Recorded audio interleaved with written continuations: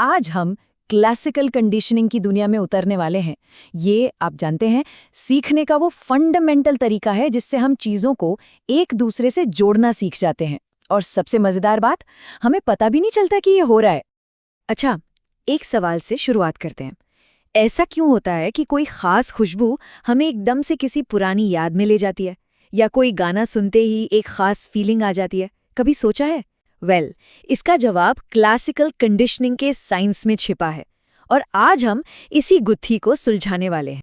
तो आज हम क्या क्या देखने वाले हैं? हम पावलोव के एक हैरान कर देने वाले ऑब्जर्वेशन से शुरू करेंगे, फिर उनके उस फेमस एक्सपेरिमेंट यानी कुत्ता और घंटी वाली कहानी में चलेंगे, उसके पीछे का साइंस समझेंगे, और हाँ, ये भी देखेंगे कि ये सब हमारी रोजमर्रा की जिंदगी में कहाँ और कैसे काम करता है। चलिए फिर शुरू करते हैं।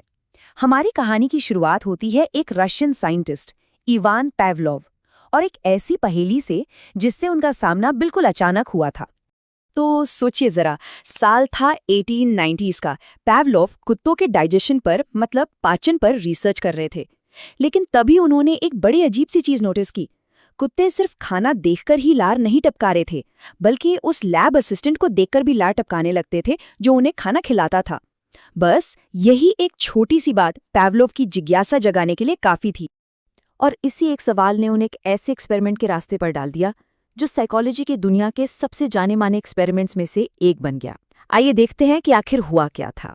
तो इमेजिन कीजिए, पावलोव अपने लैब में हैं। स्टेप 1, कुत्ते को खाना दिखाया जाता है और जाहिर है उसकी लार टपकती है। फिर एक घंटी बजाई जाती है, कोई असर नहीं। स्टेप 2, अब पावलोव खाना देने से ठीक पहले घंटी बजाना शुरू करते हैं।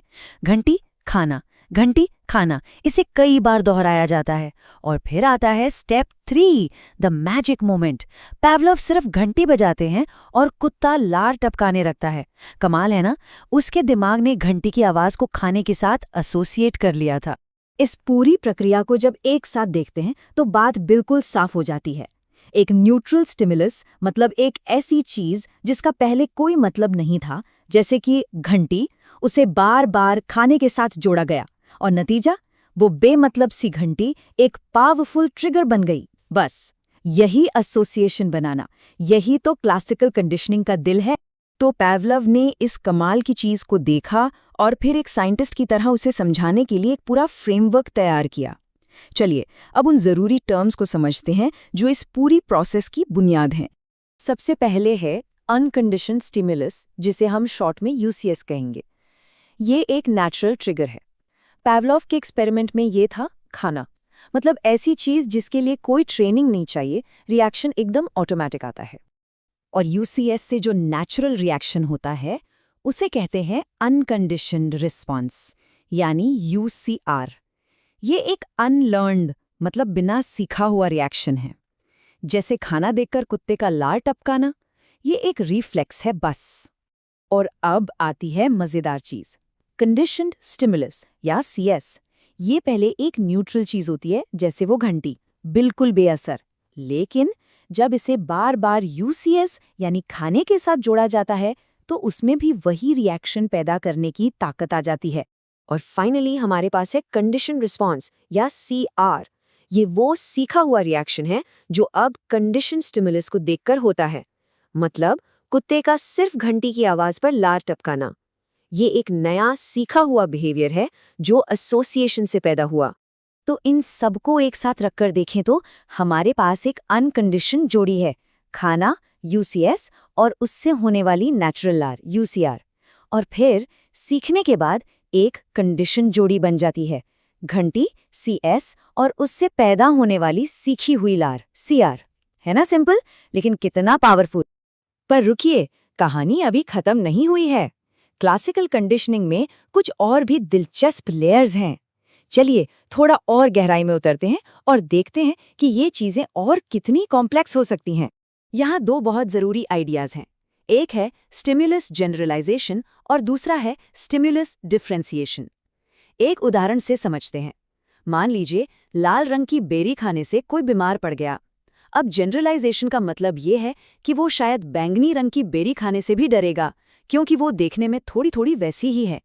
लेकिन डिफरेंशिएशन तब होता है जब वो बैंगनी बेरी खाकर देखता है और पाता है कि अरे ये तो सेफ है, तब दिमाग दोनों में फर्क करना सीख जाता है। इसके अलावा एक और कॉन्सेप्ट है एक्सटिंक्शन। सोचिए अगर पावलोव बार बार सिर्फ घंटी बजाते रहें पर खाना ना दे तो क्या होगा? धीरे धीरे कुत्ता लार टपकाना बंद कर देगा। वो जो सीखा हुआ कनेक्शन था वो कमजोर पड़ जाएगा। और स्पॉन्टेनियस रिकवरी तो और भी कमाल की चीज है। मान लीजिए कुछ दिन के ब्रेक के बाद पावलोव अचानक फिर से घंटी बजाएं तो कुत्ता फिर से लार टपका सकता है। ये सब पता है क्या है? ये दिमाग में नए सिनेप्टिक कनेक्शंस बनने और मजबूत होने का खेल। तो सवाल ये है कि कुत्तों, घंटियों और लैब की इन सब बातों का हमसे, इंसानों से क्या लेना देना? वेल, सच तो ये है कि ये हमारी सोच से कहीं ज्यादा हमारी जिंदगी से जुड़ा हुआ है। फोबियाज मतलब किसी चीज से बेमतलब का डर, वहां से लेकर एडवर्टाइजिंग तक जहां प्रोडक्ट्स को अच्छी फीलिंग्स के साथ जोड़ा जाता है, क्लासिकल कंडीशनिंग हर जगह काम कर रही है। हमारी आदतें कैसे बनती हैं, पीटीएसडी जैसी कंडीशंस, यहाँ तक कि पढ़ाई लिखाई में भी इसका एक बहुत बड़ा रोल है। कमाल की बात तो ये है कि इसे एक्शन में भी देखा जा सकता है। एक बड़ा सिंपल सा एक्सपेरिमेंट है। सोचिए किसी की पल्स रेट चेक की जाए, फिर बार बार एक पेंसिल टैप करके उन्हें 30 सेकंड के लिए जंप करने को कहा जाए। कुछ राउंड के बाद अगर सिर्फ पेंसिल टैप की जाए तो क्या होगा? अगर कंडीशनिंग हो गई है तो बिना कूदे भी पल्स रेट बढ़ जाएगी। और ये सारी बात इस एक विचार में समा जाती है। कंडीशनिंग के जरिए किसी को भी एक ऐसे स्टिमुलस पर अपने आप रिएक्ट करने के लिए ट्रेन किया जा सकता है जिसका पहले उन पे कोई असर नहीं होता था। ये रिएक्शन हमारे कंट्रोल में नहीं होता और ये हमारे बर्ताव को शेप देने वाली एक बहुत गहरी प्रक्रिया है। और ये सब बातें हमें एक बहुत बड़े और ज़रूरी सवाल पर लाकर खड़ा करती हैं।